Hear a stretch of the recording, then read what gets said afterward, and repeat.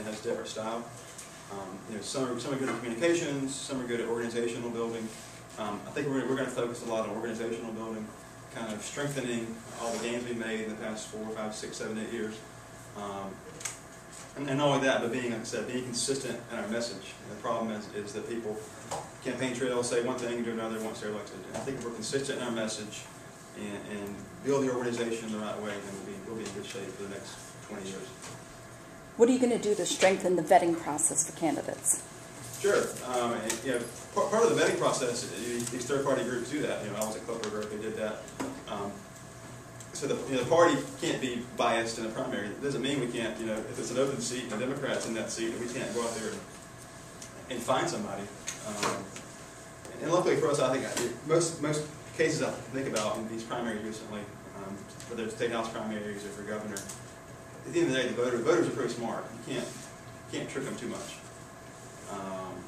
So again, it's up to you guys being diligent and being involved and asking them tough questions like these, making them sweat, making me sweat. Evan, Evan. what's the most important principle to use to identify a real Republican? Sorry about that. That's part of my new job. Is the phone never stops ringing. You've got an electronic leash now. I was going to leave it in the car, but I forgot to put it in the car. What was your question? I'm sorry. What's the most important principle to use to identify a real Republican? How they stand with the platform. The Republican Party platform is very explicit on things like where you stand on what's the proper role of government, what's the proper role of families. Do they have strong family values? Do they believe that their personal lives and their personal decisions matter more than the government choosing for them? Those are kind of principles that have been around since the country was founded. And if people stick to those, they usually end up doing pretty well in office.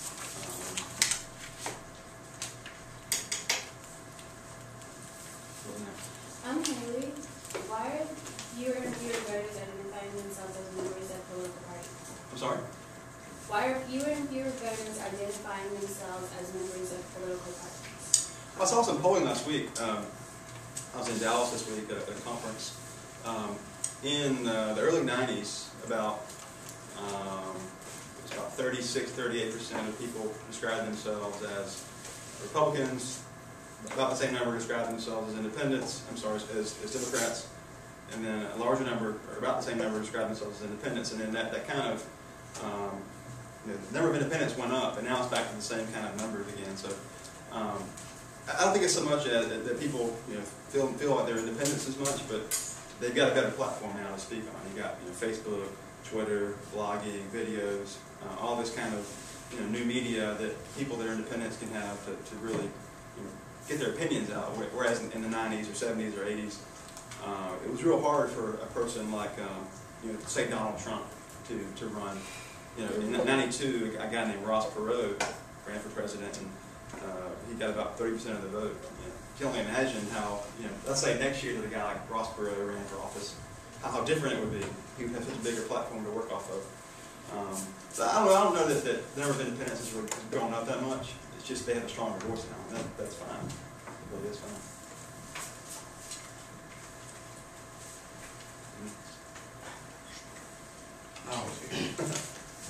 Sorry, I'm Marshall, and the Tea Party movement seemed to have a profound impact in the last election cycle.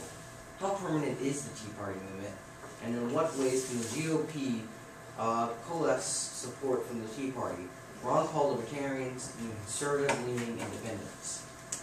I think what's most important is that the GOP and the Tea Party take pieces from each other. They're never going to be one and the same. They shouldn't be one and the same. But what the Tea Party needs, and the Tea Party is working toward right now, is being more organized and having more plans and becoming more structured. And what the GOP has gotten from it all is we're back on a track of we've got to attack these deficits in Washington. We're holding the line on spending. We're taking strong stands against all these bad economic decisions that have been made over the past 10, 15, 20 years. Yeah, I think it's permanent. I think there's always been a Tea Party, I guess, fervor in American politics. People are, somewhat distrustful of government, and that's why we split from England originally, right? The government had too much control of our lives. The crown, we didn't like the crown, told us what to do. Came here and set up some colonies and said, hey, we're in charge, right? So Americans have an independent streak, and whether it's called the Tea Party in 20 years or not, there will always be a group of Americans who believe that hey, government has too much power. We've got to find a way to kind of get power back to the people and stand up for what we believe in. My name is Freeze. What percentage has your party grown in the last 10 years, and what region of the state has a growth in the fastest? Yeah, I don't know about percentages specifically, but if you compare, I'm sorry, I'll have somebody hold the phone this time, even in the car. I'm not sure about exact numbers of percentage growth, but if you look at really what's happened nationally over the past 40, 50 years, the South, when I say South, I mean Georgia, South Carolina, Alabama, Mississippi, Tennessee, those states. The South has shifted from conservative Democrat to Republican. National Democrats left Southern Democrats behind. They became a little bit more liberal. So the Southern Democrats needed a home, and they came to the Republican Party. Now here in the state, we've over the past 15 years, we've gotten all constitutional officer seats, and that means the governor, Senate governor, treasurer, comptroller, general secretary of state, agriculture, more attorney general. So most other states, from in the past 10 years, a lot of them have their first Republican governor since the Civil War. So it's really, if you're a fan of history, you got to go back and read a bunch of books on political parties in the 1890s and the 1930s and 40s. Really, right now, our party's made a lot of amazing gains. It's up to us as the state party and me as the executive director to kind of hold those. And I think we will. It's just, like I said, about being consistent in our message.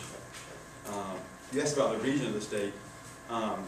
Something interesting that I heard a political science professor say a while back is candidates who come here in South Carolina, it's called the barbell strategy, where the upstate maybe is a little bit more socially, shape of a barbell is kind of like.